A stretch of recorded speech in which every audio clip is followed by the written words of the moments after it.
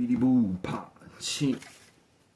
Hello and welcome to Skinbag of Coffee, K081. I am your host, Philtron. There was a shooting at a mosque in San Diego. 3 dead, plus the 2 shooters committed suicide by shooting themselves. This is a breaking story, so not much has come out yet. But already you've got people blaming this or that. Blaming social media echo chambers, Trump, isolated radicals, Islamophobia. What concerns me is the permission this might give to any other potential shooters out there. That they might see this story and then they see the shooters' faces all over the media and the notoriety they get, and then they want to do it too because they feel insignificant. Robert Cialdini talks about this in his book Influence. A grok summary of the principle I'm talking about is social proof. And Grok says, in this book, Influence, Robert Cialdini uses media coverage of suicides as a striking example of the social proof principle. The idea that people look to what others do to decide what's appropriate. He cites research by sociologist David Phillips, showing that after a well-publicized front-page suicide story, the number of suicides in the following weeks jumps significantly. On average, by about 58 extra suicides within 2 months.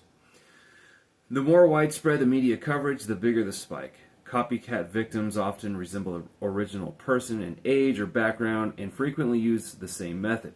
Cialdini also notes a rise in fatal accidents, like car or plane crashes after these stories, likely disguised suicides.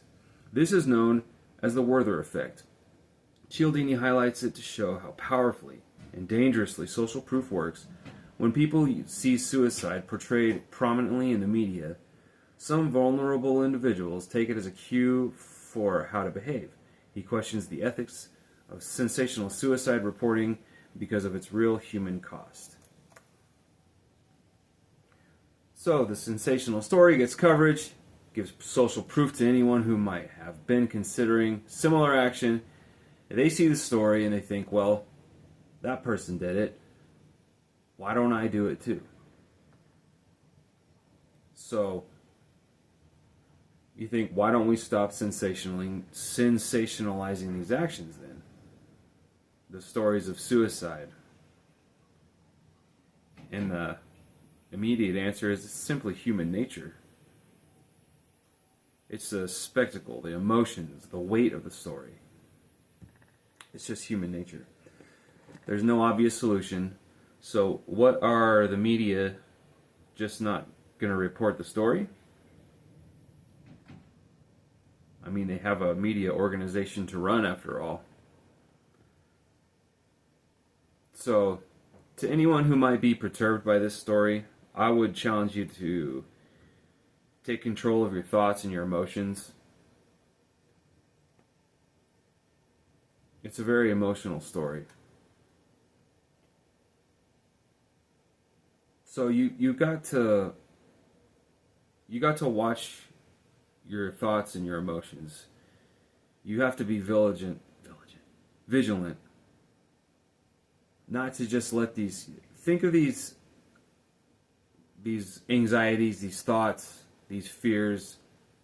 Think of them as any other maniac just running loose. What do you do with a maniac that's running loose and causing problems? You arrest the thought. You hold it captive, okay? And stop it from spreading fear. Don't be afraid. You're in control of your thoughts and emotions, not some social media algorithm. Don't be afraid. And remember that you are loved, and I'll talk to you later.